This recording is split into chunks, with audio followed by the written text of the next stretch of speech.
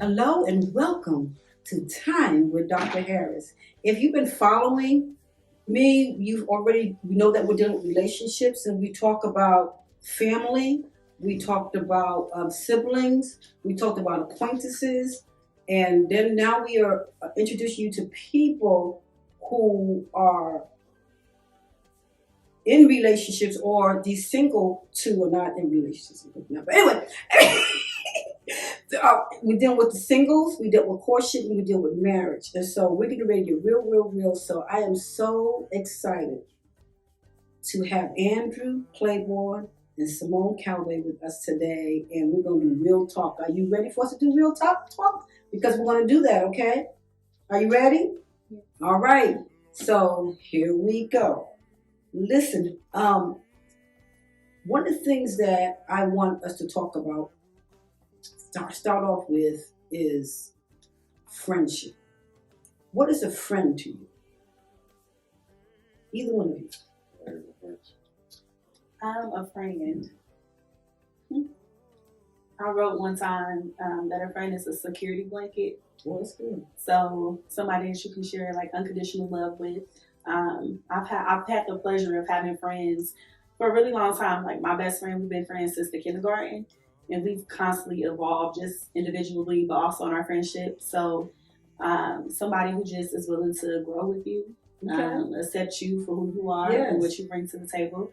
Somebody that encourages you and pushes you to be all that God has called you to be. Hold you accountable. Yes. That's really important in friendships and close relationships. And just somebody that's going to be there. Great. That is awesome. That's how I do. Okay. Friendship is, to me, adding value to that person, seeing where you can serve their purpose or help them to discover that purpose, and don't have any hidden agenda or secret motive. You know, I think that we have gotten out of the space of even knowing what real friendship is, because we go in naturally with a hidden agenda, you know, because we've heard or we feel like we can get something from that person. Okay. And but we never go in it with, what can I add to that person? Yes. You know, what type of value can I add to that person? Yes. And for me, you know, God showed me the importance of friendship. You know, just a quick personal story. I was having these dreams when I was younger, in my early 20s, that my friends were executing me. And I kept having these dreams over and over again. I'm like, man, this is starting to get crazy. It was to the point that I pulled myself out of the dream. Long story short, I ended up sitting down with this spiritual dream interpreter, and she was telling me that, you know, your friends have the power to kill your mind. And so God was telling me that I had to separate from my childhood friends so that He can give me my purpose partners. Yes. And so when it comes to friendship, you know, God says that there's a friend that sticks closer than a brother. Yes.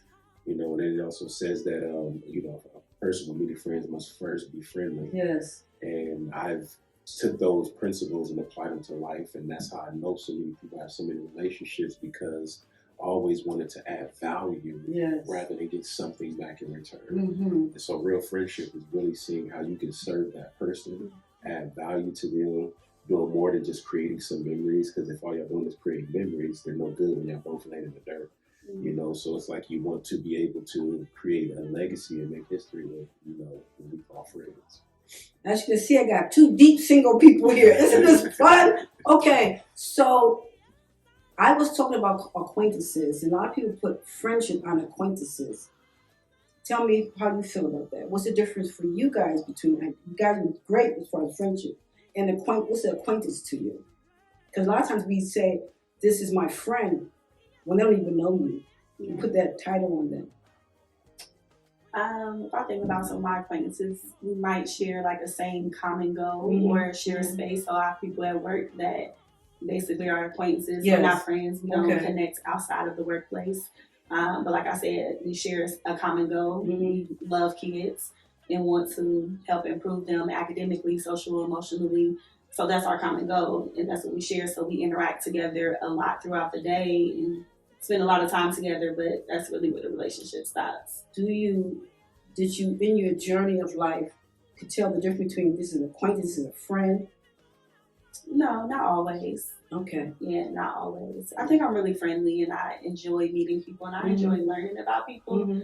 I'm just very trusting, I guess, in the beginning. So I really had to learn the difference of like how to categorize people, and everybody is just not your friend. Yes. You know? Yes. So. Yes. Okay, Andrew. Man, acquaintances. To me, acquaintance is like an ally. You know, where it's like that person is resourceful. You can be resourceful for that person, but they're not in your inner circle. Right. You know, that's not someone who you talk to every day. That's not someone who, you know, getting your accomplishing goals with, smashing goals with, taking trips with, building businesses with.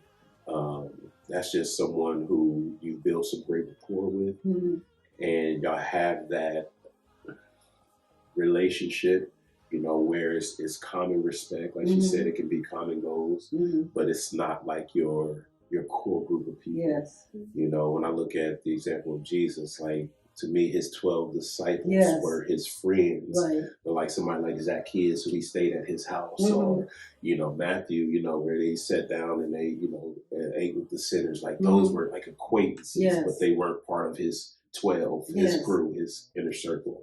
So acquaintances are necessary, you know, because they can be an individual that can do something that a friend can't do. They can put you and plug you in with a relationship. They can, you know, open this door for you based off of the strength of, you know, your relationships. And that's why God says it's better to choose a good name rather than great riches, love, and favor rather than silver and gold, because when you have those type of acquaintances, it can take you further than your, you know, your wildest dream. So I think that acquaintances are very important, but they're not the inner circle. Yes, yes. Can acquaintances turn to be a friend? Absolutely. Absolutely. Yes, absolutely. With time, with, again, becoming more familiar with one another, seeing, you know, that there's more than just common goals. There's a lot of commonalities. And then you can, you know, recognize sometimes you don't necessarily spiritually connect with a person instantaneously. Right. Because you just haven't had that interaction. And that acquaintance was around, and then a setting comes about and you see like, man, this is like a kindred spirit, it's like a brother or sister. So absolutely, for sure. So do you think it's important for people in relationships to be friends? Absolutely. I mean, it's just the foundation of the relationship. You have to create or cultivate a friendship before it develops into anything else, or at least that's what I believe. I'm in 1,000% agreement. Yes, because on the days that you're not attracted to them or feeling them that day, the day that you may not be laughing like normal, you know, it can be a season when you're going through it, like what's going to keep y'all there, because we know the emotion, you know, emotional connection and attachment, that bad one can be up and down. Right. So what keeps you there? And that to me is that friendship that was established, where you want to be around that person, even though you can't stand them right now. Right. You still want to be around that person and wouldn't want to be around anybody else but that person. Yes. That's just not just love. I love a lot of people, but I don't have to be around them. It's that friendship, you know, that, man, you know what? Hey, this just happened, so I want to call them. Even though I'm mad at you, I'm going to still call you and let you know about this amazing. That's that friendship, you know. But I think that now, in a lot of relationships, people aren't establishing friendships. I was going to ask, that was the next question. Very good. Sorry, no. Keep flowing. I want you to flow like that. Flow Absolutely. like that. I believe that it's a lot of emotional connection, physical attraction, but I don't think that people are establishing real friendships because they're not allowing the progression of courting and dating to take its natural course. They want to immediately jump in, and I've been guilty of it before, so I'm going to include myself. We, you know, want to immediately sometimes jump in, you know, and because we're so excited and we're so happy, you know, that we kind of skip that friendship development stage. Yes. And 9 times out of 10 or 10 times out of 10, it'll always come back and bite you in the butt. Yes. Because you didn't get an opportunity to see where that person really needed your presence. You know, how you can truly add value to that. But again, that only comes through friendship because you're intentionally seeking to how to add value to that person. Yes. Again, when most people just looking for love, it's like they just go gung-ho, you know, on the first thing that makes them feel better than their last situation. Absolutely, you know. So again, it's just like they're skipping that process of building that foundational principle, which is friendship. Yes. Which is so important because it's that moment where you're just laughing and no one knows why you're laughing. You know, that moment where it's like you need them because you just had a rough day and without you saying and verbalizing, they know it. It's just that type of friendship because I have that with male, you know, friends as well, you know, outside of, you know, not with female friends as well, but it's still understanding the value of friendship to know that it goes both ways, whether it's male, female, male. We all need that, definitely. So, have both of you guys dated before? Through your journey of life? Yes. Did you enjoy it? And what is dating to you? Take your time. I think... Be real. Yeah. I've enjoyed parts of it, I guess. Dating. To me, I just think dating is collecting data, just information to see if, like, you know, this is somebody that I would want to get to know in a more intimate way or a romantic relationship. Yeah, that's what I really think dating is. I think society, or you look at Instagram or social media, it's, you know, we hanging out, we taking pictures, we going on vacations, but that's the only part that's glamorized of like the fun times, but it's not the work, the core work of it. Us spending time to intentionally get to know each other, learning about each other. Do we have common goals? We, you know, instant gratification. What it is, how are you making me feel right now? But it's not long-term goals. You know, do we have things in common? I dated someone, we talked on and off for like 7 years, but we were just friends, really. But I really did like him. However, I never, you know, he never really pursued anything. I think we both were like in the friend zone, but I always, you know, was real with myself. He didn't want children. I do. So that's not a sacrifice I was willing to make. So I never let it go anywhere else because somebody would be unhappy in that relationship long term. Even though we had a really good time together, we spent good time together. However, once I got to learn more about him, we didn't have the same common goal for the future. So it just was what it was. Do you think that, and I want you to talk to, do you think that before you have to date them, you can get the data on friendship? You could. Yeah. Why do you think, okay, hold that point. Okay.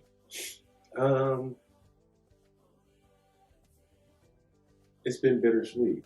Okay. You know, because they've all failed. You know, so and at the end of the day, you know, you wanted to succeed. Yeah, you know, with the individual, but it's different nowadays because we have all of this nonsense on social media. Everybody's a relationship expert, and they're all single. Right. But everybody's a relationship expert. It's a trillion memes on what men and women don't deserve to do, and it's just horrible. But the dating, it has its time where it's fun, you know, when you're enjoying being with that person. But what I'm coming across is that a lot of people, they want the benefits of dating, but they don't want to go through the process. Yes. You know, and when a process shows up, you start seeing who's really solid and who's shaking like drugs. That's just the reality. But, and in addition to that, people are looking too much for perfection in dating. It's like they've read these fairy tales, and it's just like, what world are y'all living in? Right. There are going to be challenges, and the thing is that we don't necessarily know what we really share, what we have, until we're challenged to really see how much is it just words and how much is your heart really meaning what you're saying. Right. But again, most people don't want to face those challenges. We live in a microwave society where people want the results immediately. Yes. They don't want to go through the process. They don't want to go through things. I'm gonna share something personal real fast that people would only know if they was there. You had reached out to me, you and the big guy, and we had met up and we were sitting down talking the last time that we were together. And this is what I mean, the process. Like the process, it puts something in us that trying to avoid it will never do. Okay. And so I remember you was sitting there and, he's sitting across from you right here. I'm sitting beside him. And you was just like, man, Drew, he's put me through some hell. And when you're expressing it, though, you're just looking directly at me. And you was like, because he had said, when he had came, he was broken and all these different things. And I'm talking about eyes locked in. You said, but Drew, this man right here is my king. And when you said it, it was only a look that a woman who was willing to go through the process can have.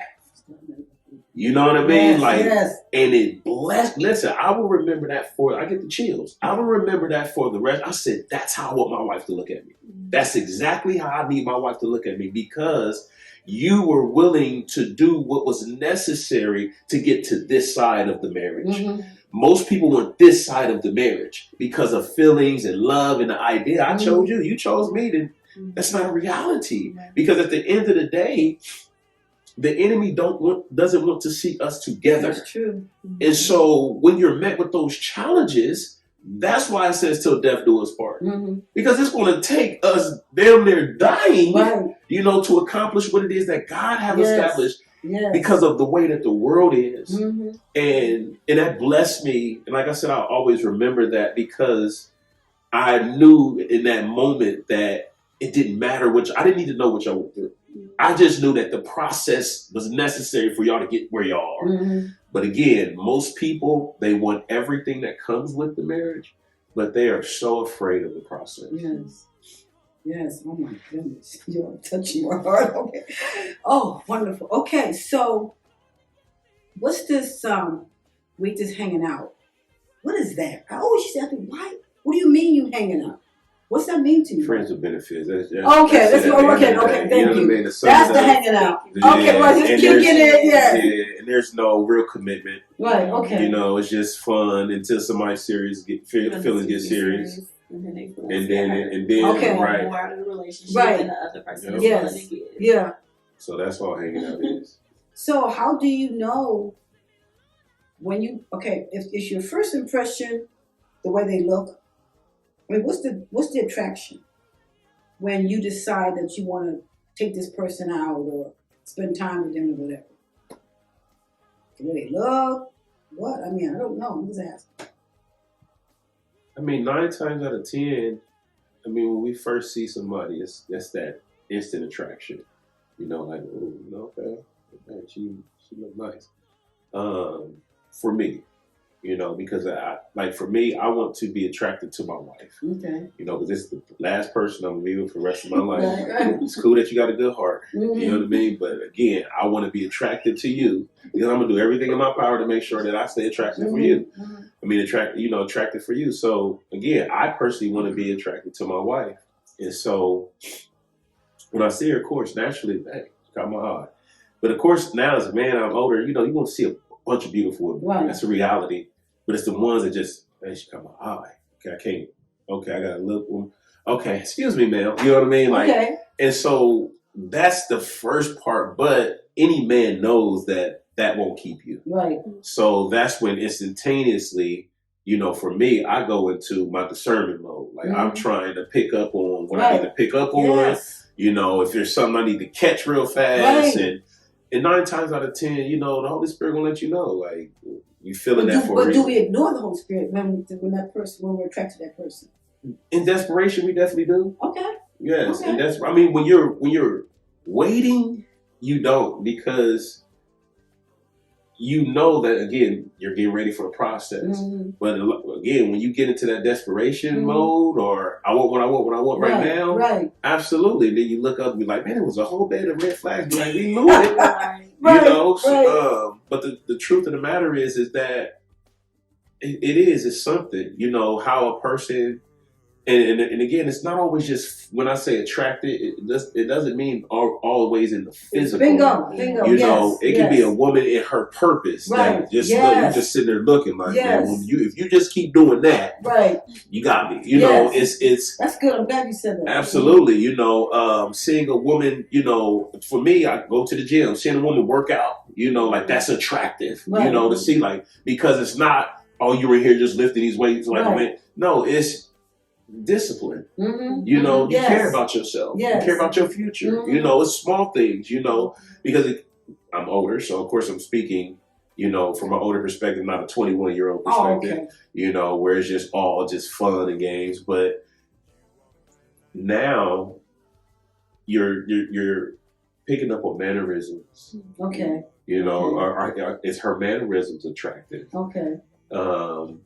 Small things of how she interact with other people. Yes. Is that attractive? You see what I'm saying? Yes, it's like, it's all of these different things that, again, I'm looking at how you conduct yourself and handle yourself. You know, if it's a one thing, we happen to just be walking and be in a grocery store type stuff, of course, that process has to come down the road. Mm-hmm. But again, you're still looking for those things to say, I'm attracted to that person. Yes. Because again, you're going to meet handsome men, you're going to meet beautiful women. That's just the reality. Mm-hmm. It's just that when it comes down to it, they have to be appealing in your heart. Yes. Because that's where when y'all go through the turmoil, when y'all meet the forks in the road and all, that's where, again, you're going to choose to keep choosing that person, is based off of these things attract me to this individual that's beyond their physical beauty. Because I'm going to see that tomorrow, I'm going to see that in an hour. So it can't, you know, be solely reliant on just the physical attraction. Yes. And I don't and that's, I was just going to highlight that point, but he hit it on the head. Yeah. Just attractiveness is not about the physical. Is it because you guys grew to that point though, or have you ever noticed that you're attracted to the same kind of person that might not be good for you, but attracted to that same kind of, I call it spirit, but same kind of person until you realize this kind of person that I keep being attracted to is not an asset to my life. Has not been an asset to my life. Yeah. My mom used to ask me all the time, if the whole world was blind, how many people would be attracted to you? Mm. So I think I've always been aware of, like, other things to be attracted to than just the physical. Yes. Have I been attracted to the same person maybe spiritually, or somebody that wasn't good for me? Mm-hmm. Yes, but it wasn't on, like, a physical, like, I have a type. It's just... Got you. Okay. Yeah. Okay. Because the way... there's things inside of us that attracts us, good, better, and different, mm-hmm. right? And a lot of times we're in destructive relationships because we keep being attracted to the same person. It's the spirit, whatever that is. And then the worst thing is that then you marry them. But what do you guys feel about in your journey of a lot of relationships being so abusive, whether it's verbally, physically, sexually, emotionally? Do you see a lot of people in our relationships like that? Absolutely. Mm-hmm. Absolutely. I think it boils down to, as you said, did we grow to this? And my answer is yes. Okay. You know, because I didn't have a father in my life to mm-hmm. show me what was important, to show me things that I needed to look for, you know, in my wife. And so, you know, when you have the wrong influences, you look for the wrong things until you mature. Mm-hmm. And of course, again, those things change because you start realizing, like, I said to my brothers not too long ago, I said, man, it's crazy how you grow up in the hood and, you know, you have, of course, television and magazines and different things. You don't recognize how it's programming us to want to find the most beautiful, the most attractive woman. But the problem is that not all, say that in the camera, not all, but a lot of highly attractive women are emotionally and mentally broken because are undeveloped because a lot of them have just been told they're beautiful their whole lives. Yes. Gotten things because they were beautiful their whole lives. And so they never had to really sit down and work on them per se. You know, where for instance, me growing up being obese, not always being the most attractive when I was younger, I had to find myself. I had to find attributes about me that stuck out, you know, because I was big, you know. So what caused women to look in my direction? I was funny, you know. I could articulate myself. I was smart. So it would be those little things that would cause me, you know, to of course be appealing. But the truth of the matter is that I was doing what we all should do. I was discovering myself.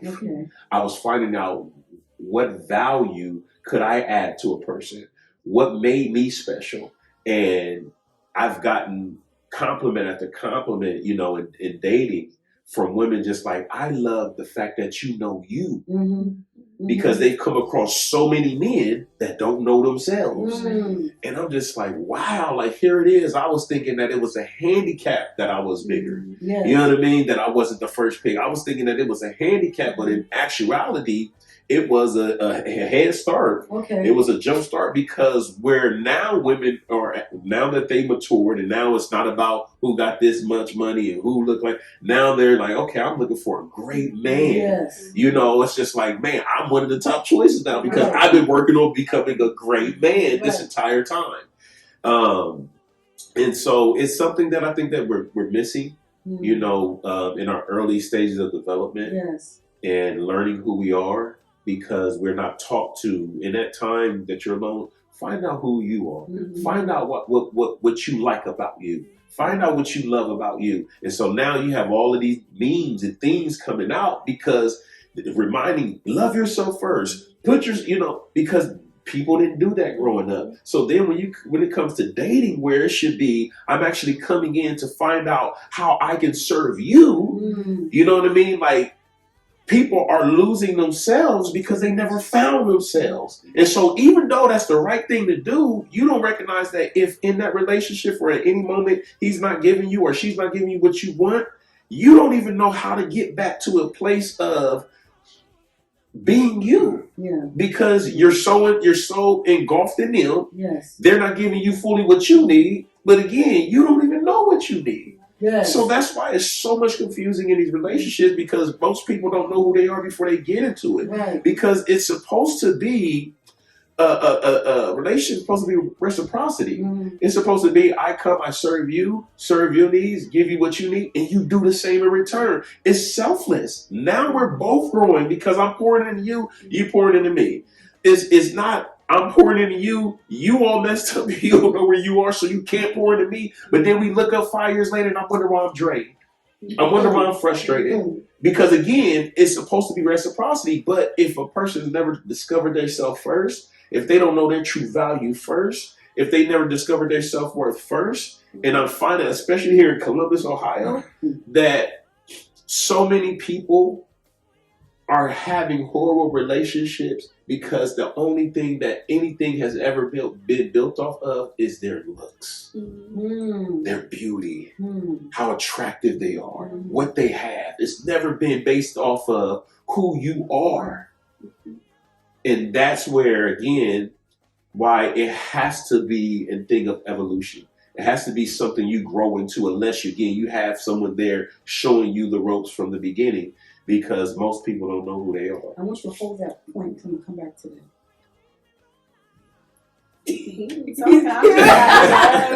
Right. I agree.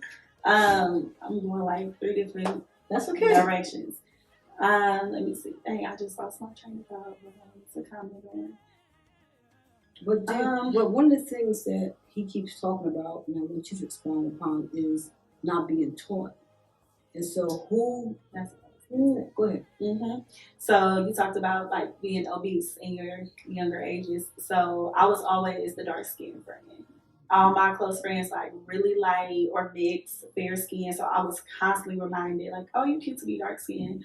or, you know, it was always something said about that. So like you, I had to figure out like, well, what do you like about me? Do you like being brown, like darker skin? My mom is a little bit lighter than me, but you know, that was something that was constantly said about me. So I'm like, well, do I not like being brown skin? No, I actually do. And I get real chocolate in the summer. I love it.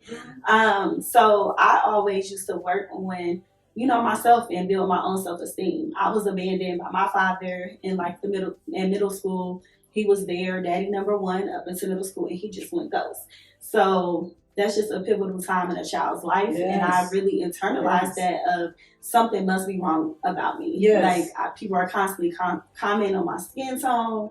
Then my daddy left. I'm trying to figure all these things out. Then he has another kid who now he's showering with love and gifts and all these things. And I'm just sitting on the sideline to watch it. So, you know, I struggled a lot. But the one thing I will always look at with my, you know, my friends, I was never the number one pick. I was like always the homie, the friend of the guys. But I would just think to myself, like, you're going to be so disappointed when you finally get, you know, what you think you want out of her, because she is not developed. She's not emotionally competent. She can't cook. She don't clean. She don't do anything. So, you know, people always say, or I hear women say, you know, I'm waiting on my Boaz. And I always try to challenge them. No, you should be preparing for him.